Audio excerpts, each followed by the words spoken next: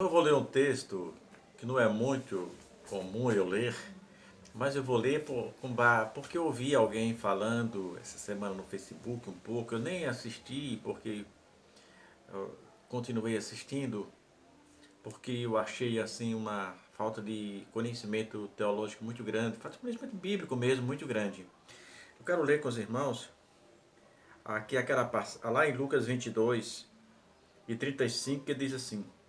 O título, a epígrafe é As Duas Espadas. Diz assim: E disse-lhe, na verdade, quem disse? Jesus, né?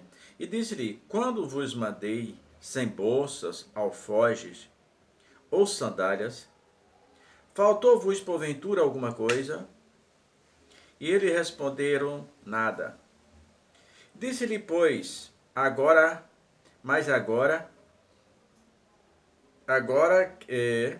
aquele que tiver bolsa, tome como também o alforje.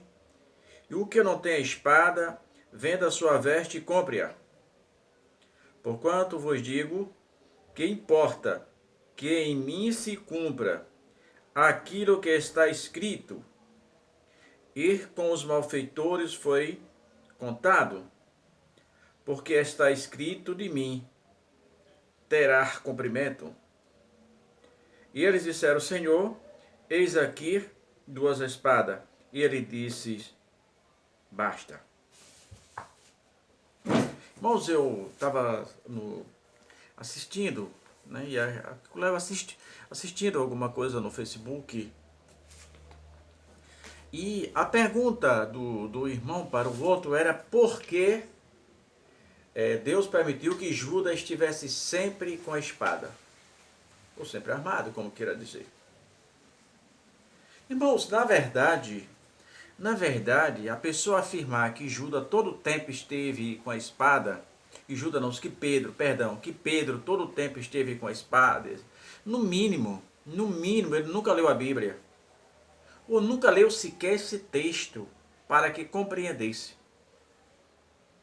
Na verdade, Pedro nunca teve espada, não andava com a espada.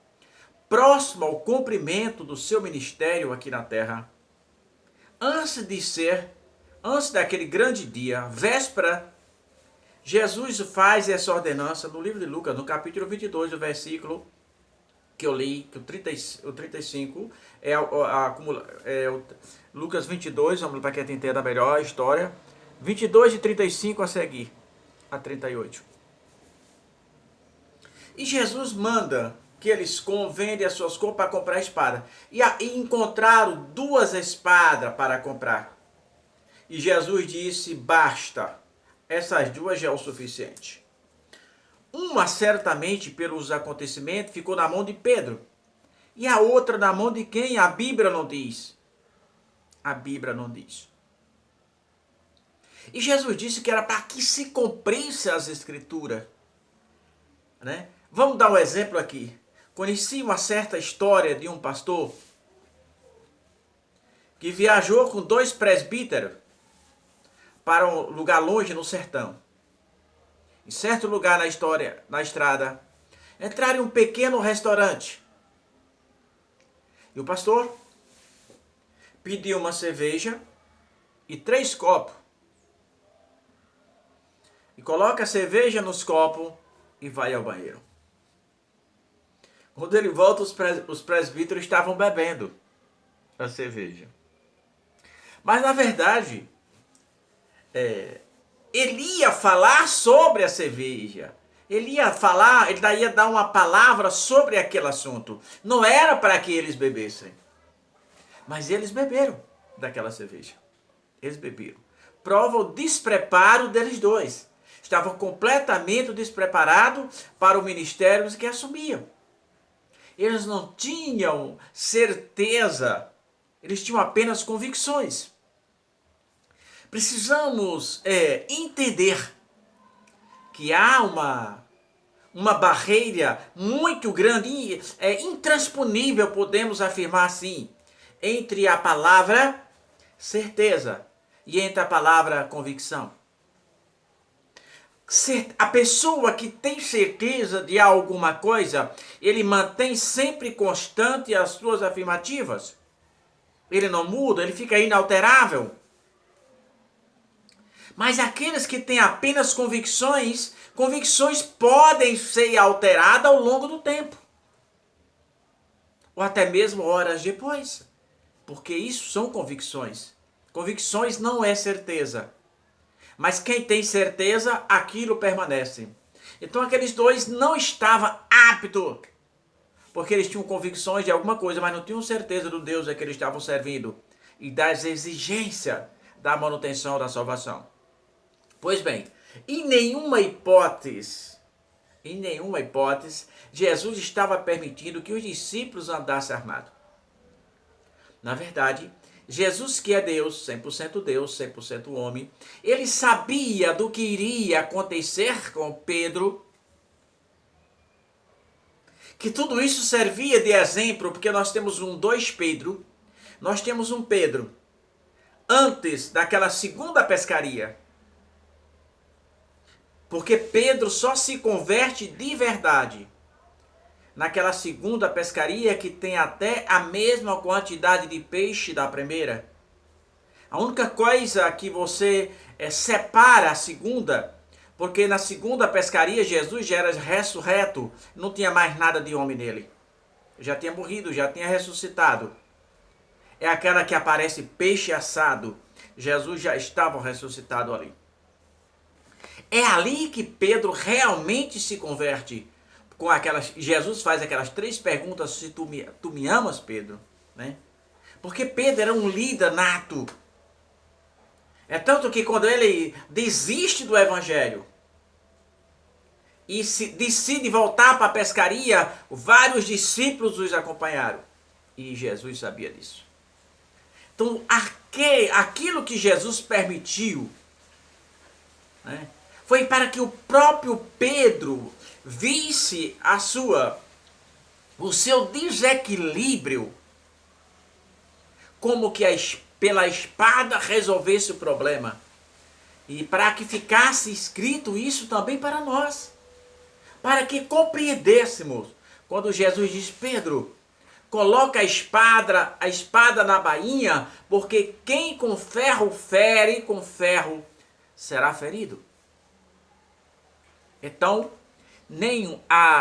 me desculpe, meu irmão, você que estava fazendo essa citação, em nenhum momento Pedro andava armado o tempo todo. As 2 espadas foram apresentadas a Jesus próximo ao grande evento que aconteceu da sua prisão. Porque Jesus disse que tinha que aquilo acontecer, porque dele estava escrito. Então, é como eu falei. Observe que 2 estavam armados. Mas quem sacou da espada? Pedro. E a outra espada estava na mão de quem? Não foi necessário citar. Porque citou aquele que se precipitou. Né? Que agiu por impulso, por carnalidade. Pedro não agiu como santo. Pedro agiu como um soldado. Como segurança de Jesus. Jesus não precisava de segurança. Jesus não precisava do soldado para guardá-lo dos perigos. Porque Jesus era Deus. Jesus sabia de todas as coisas. Então, vamos pensar nisso. As espadas foram compradas exclusivamente para aquele evento, para que se cumprisse as escrituras. E Jesus sabia que o outro, Jesus era Deus, é Deus, e ele sabia que Pedro ia fazer aquilo. Mas Pedro não sabia. Entendeu agora? Jesus às vezes permite que aconteça coisas conosco, não porque ele não sabe. Ele sabe, mas nós não sabemos até onde suportamos. Até onde aguentamos, até onde reagimos segundo a palavra de Deus. Então ele permite essas coisas para que aprendamos a ser dependente dele. E você viu ali o Pedro afoito. Depois você vê o Pedro dizendo que estava pronto para morrer como Jesus. Talvez se fosse lutando na espada, talvez fosse mesmo. Ele era talvez um soldado fiel ao militarismo, como militar, mas não um crente fiel. Pedro só vai se converter realmente depois que ele passa a noite toda e não pegou nada naquela pescaria com os discípulos. Depois que Jesus aparece na praia e pergunta: filhos, tem alguma coisa de comer aí? E eles dizem que não. E alguém diz assim: Pedro, aquele homem é Jesus. Já não era mais um Jesus homem, era um Jesus que ressurreto. A Bíblia diz que ele estava nu e caiu na água e se aproxima de Jesus. E mais na frente Jesus pergunta: Pedro, tu me amas? E ele diz que ama, e Jesus diz: apacenta as minhas ovelhas. Pedro, tu me amas? Pela terceira vez ele chorou, ele começa a chorar e diz: tu sabes, Senhor. E Jesus diz: apacenta os meus cordeirinhos. Jesus me chamou e te chamou para apacentar as ovelhas. Não foi para cortar a orelha do soldado. Se Jesus quisesse usar a espada, ele não precisava. Apenas um gesto dele não ficava ninguém de pé, morreria todos. Mas Jesus não veio para matar ninguém. Jesus não veio para condenar as pessoas que os condenaram. Jesus veio para o que tivesse vida e vida em abundância. Lembre-se, foi o que Jesus disse a Pedro: a nossa batalha não será ganha pela espada. A nossa batalha será ganha de joelho. Eu vi uma história uma vez esplêndida e eu quero contar para vocês. Vocês sabiam por que os pássaros, mesmo dormindo, não caem? Os pássaros dormem, mas não caem. Eles ficam lá em cima da árvore tranquilamente e as perninhas não abrem. É que quando ele dobra os joelhos, os pezinhos não abrem. Eles ficam firmes. Enquanto eles estão com as perninhas dobradas, as patas deles não abrem, está travada ali na árvore.